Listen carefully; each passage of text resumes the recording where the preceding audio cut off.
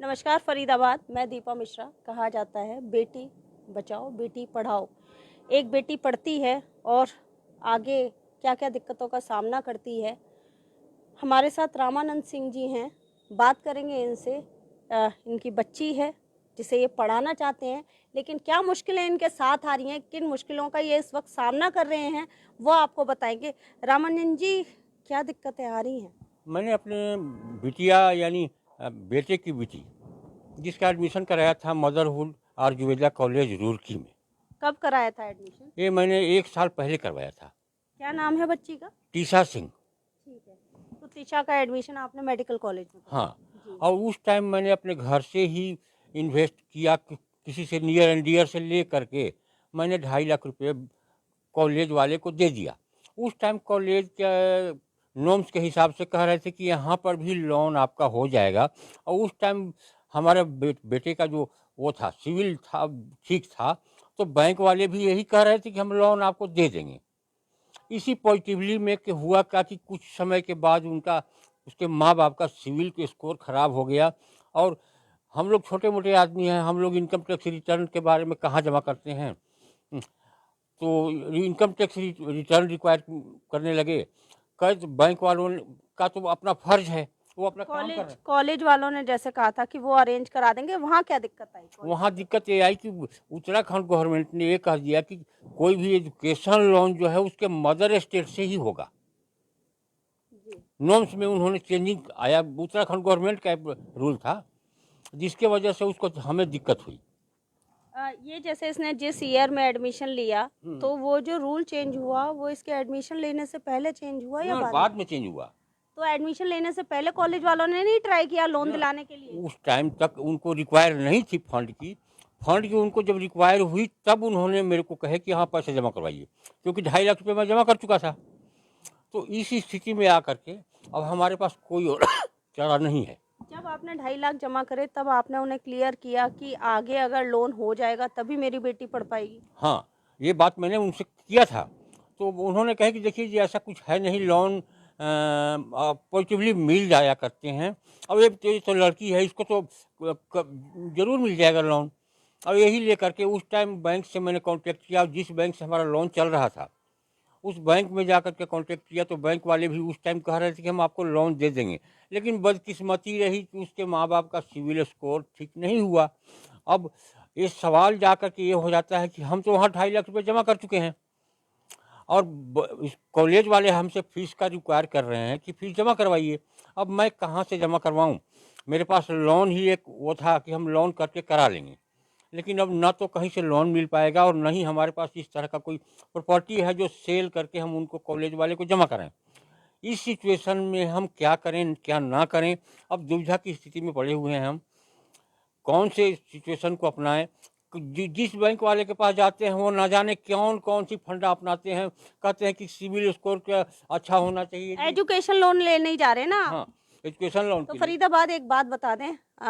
बहुत बार कहा जाता है कि बच्चों को पढ़ने में कोई दिक्कत नहीं आती है, एजुकेशन लोन बहुत इजीली मिलता है और बहुत आसान हो गया है, एजुकेशन लोन मिलना बहुत आसान हो गया है। लेकिन फ़िलहाल आपको मैं ये एक ऐसा मामला दिखा रही हूँ जहाँ बच्ची एजुकेशन लोन के लिए, जो बच्ची का परिवार है वो दर-दर भटक रहा है और उस बच्ची को एजुकेशन लोन नहीं मिल रहा है। तो मैंने जिस बैंक में मेरा अकाउंट था उसके माँ बाप का, वहाँ गया, उनसे ट्राई किए तो वो कह रहे हैं कि पहले सिविल स्कोर ठीक कीजिए जी, 1.5 लाख रुपये 2 लाख रुपये जमा करवाइए जी, तब आपको लोन देंगे हम। अब बच्ची का लोन के साथ उसका क्या रिलेशन है? हमारा होम लोन था, होम लोन डिफ़ॉल्ट हुआ जिसकी वजह से वो काम हुआ ख़राब हुआ और उसका सिविल स्कोर बेकार से हुए। तो अब उसके माँ बाप अगर दुश्वार हैं तो बच्चा तो दुश्वार नहीं है।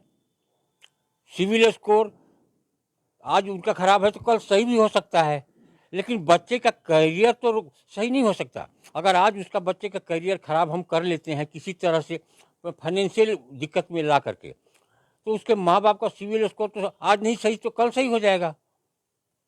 हो सकता है कि उसके फादर मदर इनकम टैक्स पे ही हो जाएं, लेकिन आज सिचुएशन ये है कि ना तो इनकम टैक्स पे ही हैं वो और ना ही उनके पास इस तरह का और गवर्नमेंट को इस तरह की अगर बातें करनी थी तो बेटी पढ़ाओ की इतने इस तरह से क्यों वो मचाया जाता है कि बेटियों को इस तरह के बढ़ावा दिया जाएगा, जिस सरकार से बढ़ावा दिया जाएगी, कौन सी सरकार से बढ़ावा दिया जाएगा मेरे को समझ में नहीं आ रही है। ये हम हरियाणा के निवासी हैं, हरियाणा गवर्नमेंट ही अगर उस चीज़ को हमें कोऑपरेट करके ये कहे कि बेटी बेटी को पढ़ाओ, हम लोन दे रहे हैं, हम लोन चुकाने के लिए भी राजी हैं, जितना भी होगा हम किसी भी तरह से किस्त करके हम चाहे कैसे भी हम लोन चुकाने के लिए तैयार हैं, लेकिन कोई बैंक वाला लोन दे तो हमारी बच्ची को पढ़ने के लिए, ना हम अपने बच्चे को, या तो हम अपने बच्चे को लाइफ खराब कर दें, क्या करें।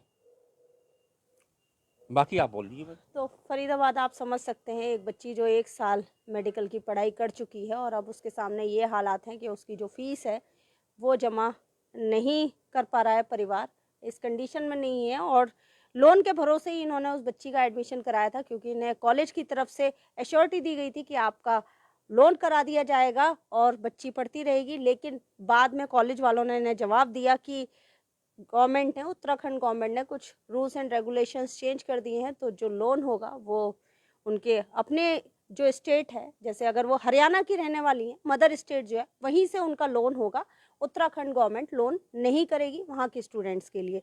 अब जो कंडीशन है, फिर जैसा रामानंद सिंह जी ने बताया, ये बैंक भी गए और बैंक जाकर जब इन्होंने बात करी तो बोला गया कि जो बच्ची के पिता हैं उनका सिविल स्कोर ठीक नहीं है, इस वजह से लोन नहीं हो पा रहा है और आप ITR भरिए।